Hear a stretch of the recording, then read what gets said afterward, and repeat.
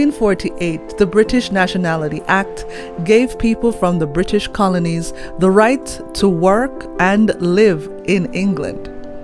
The government needed workers to help fill post-war labor shortages to rebuild Britain's economy after World War II. People from the Caribbean responded in droves and moved to England for a better life. My grandmother Philomena was one such person. The mother country now needed help.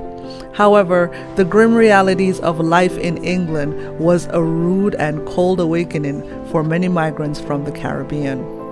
Denise Ledette is the Windrush Museum's director, and as she puts it, the contribution of the Windrush Generation is a living history 75 years on.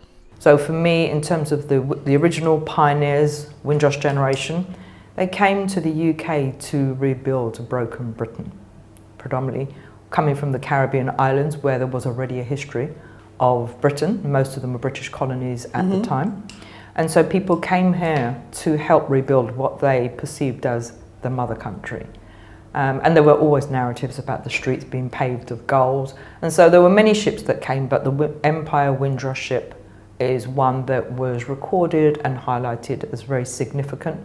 And people came for many reasons. Some people came for 5 years. That was a common aspiration, that people came for 5 years, said they would work, generate some capital, go back home. So was that something that the government had put in place, or it was just an intention, like generally, among our people, like I'm just gonna go for 5 years, make some money and come back home? Yeah, certainly all the experiences that I've heard of, the intention was a personal intention. People said, I'm just going for 5 years and come back. Well, of course, 75 years later, that clearly is not the case, so many people stayed.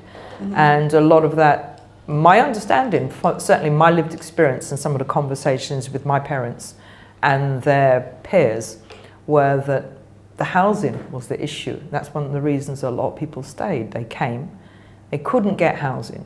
And so at the first opportunity, they bought houses. And then they stayed to honor the debt. And you bring a really unique perspective because you are a fine artist. You are a product of the Windrush Generation, and you are in your professional capacity as a director. And you're telling me also that in a conversation earlier that this is the unique perspective of the Windrush Museum. The board has lived experiences that it's not coming together as a museum from, like the Met or something else. For me as an artist, I had been working on a body of work. My father died in 2010, and I had not seen that level of grief in someone before when I looked at my mother. And to me, she was just like I created a piece of work that was called A Butterfly with a Broken Wing, because that's what she was to me. So I created this work to give her something of him, because there was just void. So in creating this piece of work, it was my way of saying, look, Mum, I've just sort of pulled together the fragments of him to give you something that's concrete. Here you are. So I created this piece of work and I gave it to her, and she sat with it for a while. And then, being my mother, she said, listen, you have to share this because it can help other people, So I said, okay. So I sent it to some of my friends, and they're like, oh, that reminds me of my mum, my aunt, this, all these people, because of the way that the work was. And all I was trying to do was just capture fragments. So essentially I was doing what I'm doing at the museum, but at a micro level, just trying to bring the fragments together to make sense of the curating his life, essentially. Who was he? How was he? What was his journey? So that was a micro translation into those stories and narratives that they would never release. Very personal insight into their journeys, things that had happened. And that's when I understood the scale of the sacrifice. Because I'm not going to lie and say I really understood it. I just thought, yeah, they're just doing what they're doing. But then I began to see, no.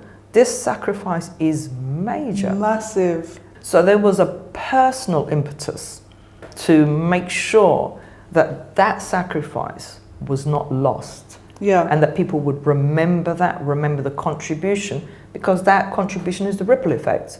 They came, they contributed, and changed the face of an entire nation. What's the kind of art that you see that's celebrating or even discussing points of discussion around the Windrush generation and the contributions? Well, we are still in Windrush 75 because it doesn't really finish until June the 21st, 2024. So we're still in Windrush 75.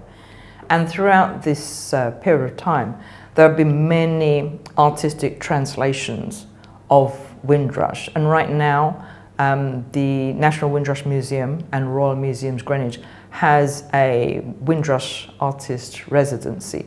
So we've just appointed and will have in place 2 Windrush artists who will be translating, and they're both next gen, and they will be doing their translation. They'll be engaging with the collections here at the Maritime, but through a Windrush lens.